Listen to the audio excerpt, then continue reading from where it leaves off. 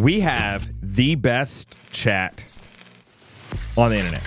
We do. They are, and guys, I know people be gassing people at times, but honestly, on the live stream, y'all feel like family. Like, our numbers every single week have been increasing. Y'all are just steady. Y'all are awesome. Like, your comments, they're funny. Bro, y'all make the clips, and y'all make the clips and the shorts. They're great. But one of the things that, because there's been so many cameras dropping lately, what I've seen is people like me maybe stepping up to a C400, maybe a Komodo X, maybe like whatever, an FX6, like whatever. They're stepping up to a new camera. And what I see sometimes, and not all the time, but I've seen some crazy toxicity. Yeah. I've seen like people just going in on people. And what I wanted to do is I kind of wanted to bring it up to y'all so we could just talk about a little bit about the toxicity in the filmmaking space, and maybe even just try to figure out, like, why do people feel the need to crap on people? So, but this spawned from a specific video you saw, right? Absolutely. I saw like this young filmmaker buy a C400, and you can tell from the thumbnail this man was hyped. Like, It was his first cinema camera, and obviously as a first, the C400 is a beast. Yeah. It's a beastly camera for your first one. And so I get that.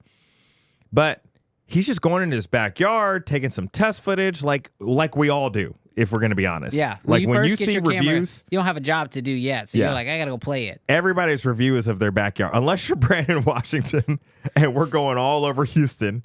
You know what I mean? For the most part, everybody's in their backyard showing off your dog, showing off your mom, showing off whatever. And man, on the first couple comments on this video was like, bro, you don't deserve this camera, or bro, you're making this camera look like trash. And I just kind of felt it like deep down that I'm like, everybody's got a starting point. And does it make you feel better to trash somebody? So it's tough because, like, I've been on YouTube for a while. Yeah. So, like, and obviously in the camera space, right? So, like, I get that. I get that more than anything. Like, I understand, like, that guy's experience is something that I've dealt with. And I've dealt with it for years. And so, like, I have kind of had to, like, grow, like, super thick skin where it's just, like, I either have to do one or two things. Just decide just not to give a F. Mm-hmm. Or not to read my comments. Yeah. Right? And, like, legitimately, like, I'll be honest, like, here on this channel, I love you guys who watch this live. And I really appreciate the people who watch the clips. And when we say clips, we're talking about the horizontal 10 to 12 minute clips. But bro, I don't pay attention to the shorts that come out. I don't. People YouTube is just serving out the shorts. Yeah. To anybody that has a pulse. Yes. And so some of the most toxic comments come from the shorts. And so I've just taught myself, don't read the shorts, because they don't understand the context anyway. You know what's wild? Y'all probably don't know. Bro, we've been called trans.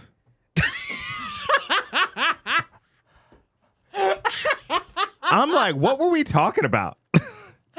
What were we talking about that somebody like, y'all transgender? And I'm like, the internet is wild, bro. It is wild, bro. Brandon's dying, bro. But no, seriously. And I'm not, man, and I don't even want to say this word too many times because I feel like, I don't know, is YouTube going to do something? But bro, it's not been like one comment. Is it the hair, bro? Is it the hair? I don't know. It's wild. But yeah, people are straight up wild. And so, like, to me, that's not the filmmaking community. That's just a trollo. Oh, that's a trollo. Bro, it is. And so it's tough. That's so it's far wild. left. It's so, no, but I'm serious. I wanted to give an example Yes. of the shorts The shorts wildness, bro. Yeah. So I mean, so here's the deal. For me, I mean, I think somebody else said it.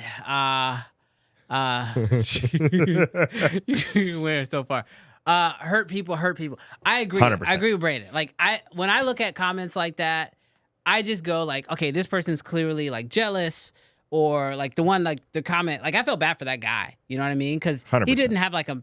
I mean, I hate like when people say like you have a big channel, a small channel. Like Yeah. I think all channels can have equally amount of reach, but you know, his subscriber count wasn't huge, right? And it definitely felt like the people who were finding that video were not his audience, Yes. and they were treating him as such.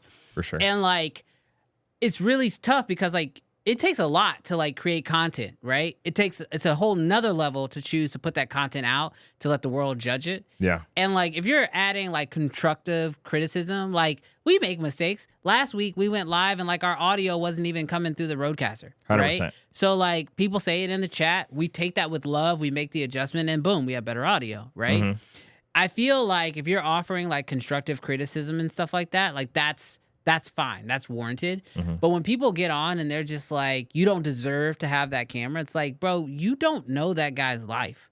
You don't know his struggles. You don't know his finances. Like 100%. Yeah, it might have been his first, like the C400 that's a massive first cinema camera. Yeah.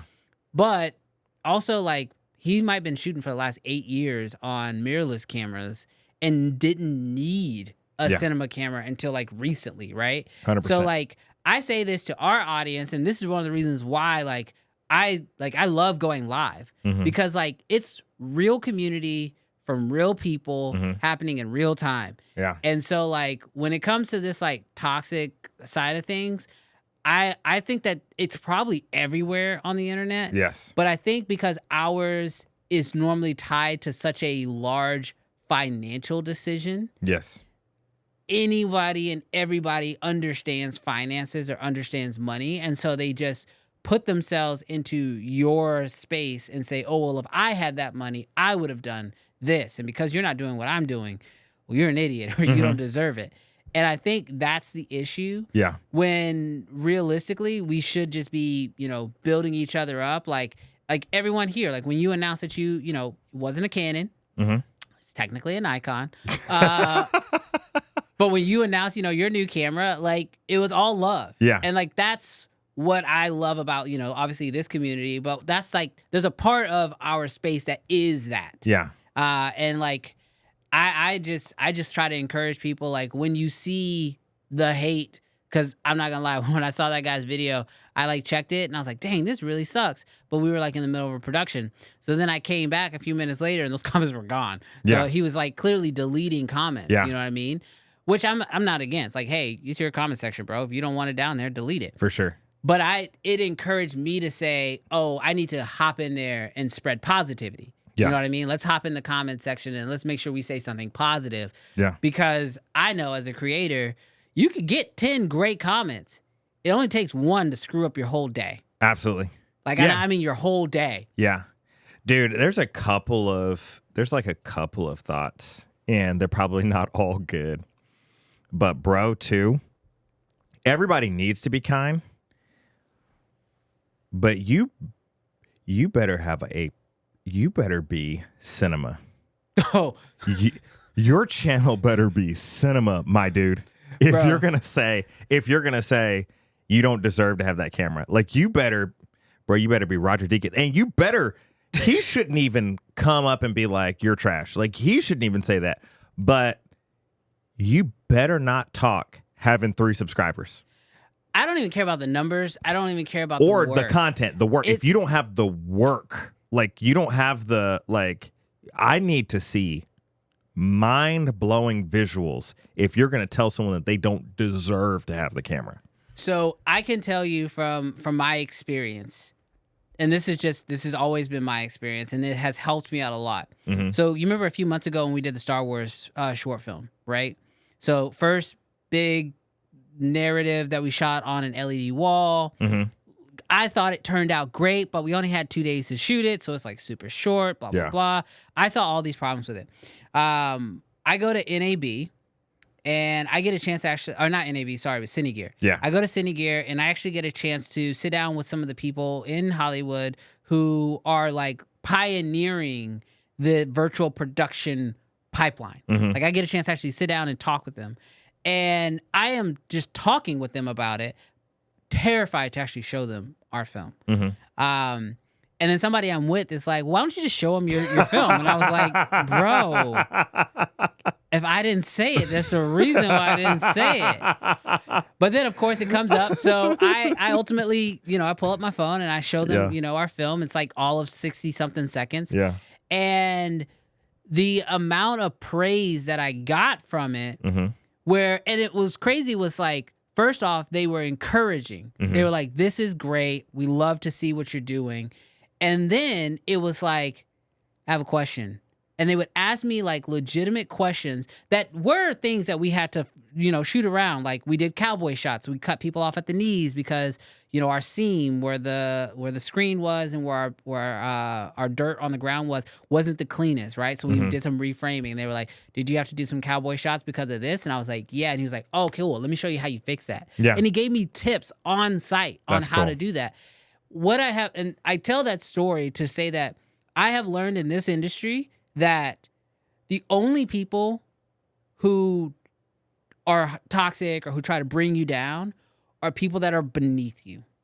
No one that is rightfully above you and kind of like where you are aspiring to get to. Ahead of you. Yeah. Whether in the journey, been there, done that. Talent, skill set, the people that you look up to that you want to become, they will almost never tear down the hard work that you're currently building because they have done what you've done and they've experienced what you've experienced.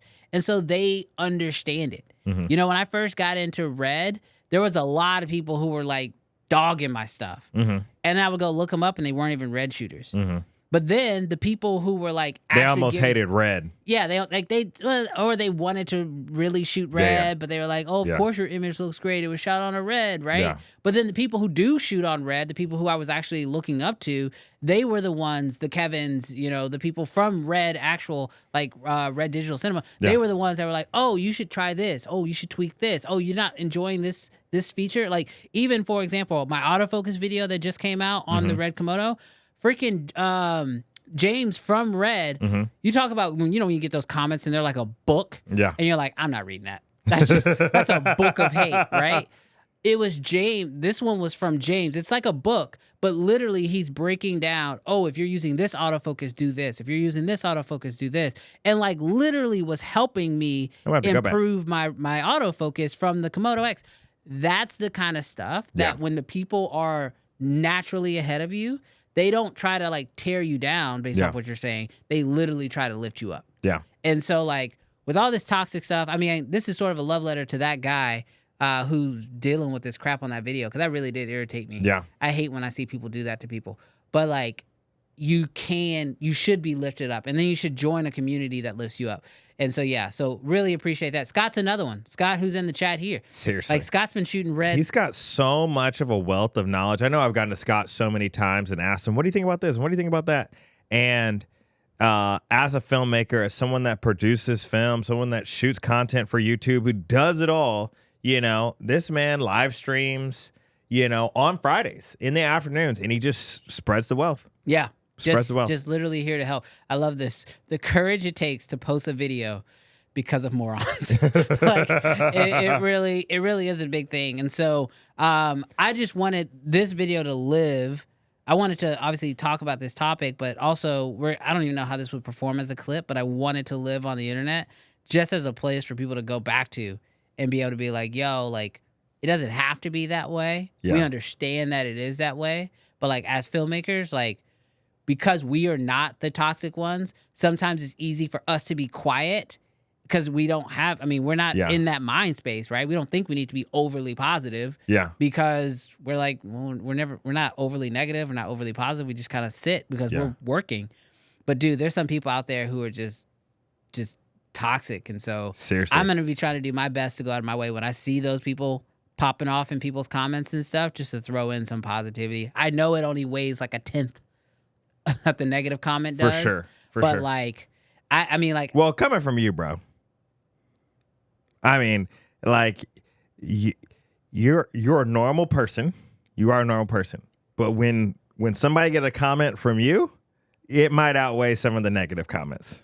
I don't know about all that. It might. I'll still post it. But shout out to y'all, because honestly, y'all are so positive, and you guys are so y'all's.